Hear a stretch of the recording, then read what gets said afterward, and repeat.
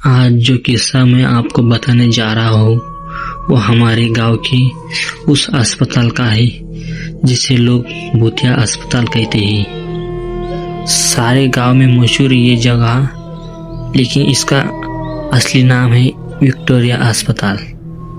करीब 100 साल पहले अंग्रेजों ने इस अस्पताल को बनाया था और ठीक उसके सामने ही एक पुराना कब्रिस्तान।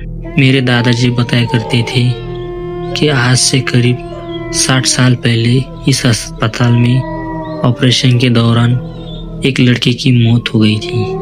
तब से कहते हैं उसकी आत्मा आज भी इस अस्पताल में भटकती है। रात ढलते ही कोई भी इंसान इस रास्ते से गुजरने की हिम्मत नहीं करता, क्योंकि वो आत्मा राहगीरों को परेशान करती है। हालांकि मैं इन भूत प्रेत की कहानियों पर ज्यादा विश्वास नहीं करता था। एक रात मैं अपने 2 दोस्तों अंकित और राजू के साथ बाइक पर घूम रहा था। तभी अंकित ने कहा, चलो विक्टोरिया अस्पताल के रास्ते से चलते हैं। हम तीनों ने सोचा, जब भूतों पर विश्वास ही नहीं तो डर किस बात का। रात के करीब 10 बज चुके थे।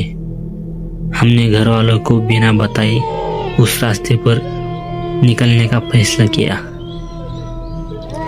जैसे ही हम उस रास्ते पर पहुंचे, रेत की वजह से हमारी बाइक फिसल गई और हम तीनों धड़ाम से जमीन पर जा गिरे।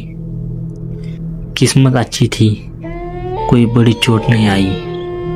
अंकित बोला, यार बैलेंस तो सही था, फिर बाइक फिसली कैसे।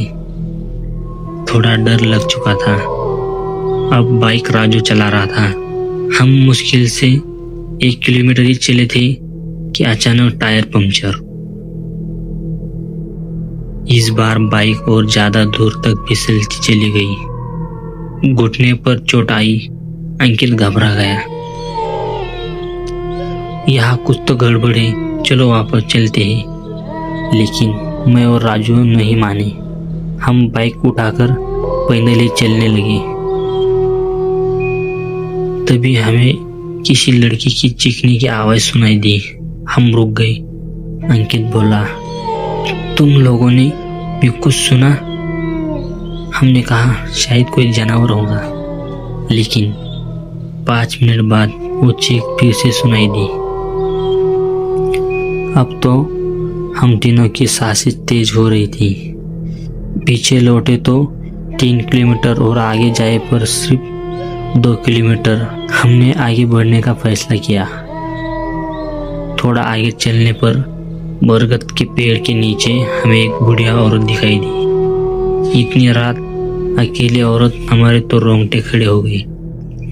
तभी वो बुढ़िया चिल्लाई, बेटा रोको, मुझे हाईवे तक का रास्ता बता दो।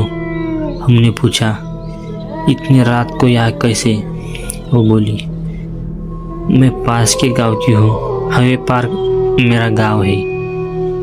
हमने उसकी बात मान ली। वो हमारे पीछे चलने लगी। हम तीनों आपस में बात करने लगे। कुछ दूर चलने के बाद राजू बोला, लो माँ जी, आपका रास्ता आ गया। जैसे ही उसने पीछे मुड़कर देखा, वहाँ कोई नहीं था। हम तीनों की सिट्टी पिट्टी गुल हो गई। हम बाइक को घसीटते हुए भागने लगे। भागते भागते अंकित ठोकर खाकर गिर पड़ा और तभी वो भयानक चीखें फिर से गूंज उठी। हम बाइक वही छोड़कर अंकित को उठाकर भागते हुए कब्रिस्तान तक पहुंच गए। घड़ी में 12 बज चुके थे। पसीने से तरबतर हम कब्रिस्तान पार कर गए। एक मंदिर में जा रुके। बिना बाइक घर जाते तो पिटाई तय थी, इसलिए उस रात हम मंदिर में ही रुके। सुबह होते ही बाइक लेकर अपने अपने घर लौट आए और घर वाले से कहा, दोस्तों के घर रुके थे। उस रात के बाद हम कभी उस रास्ते से नहीं गए और आज भी मेरे सपने में वो भूतिया बुढ़िया और वो चीखने की आवाजें मुझे सोने नहीं देती।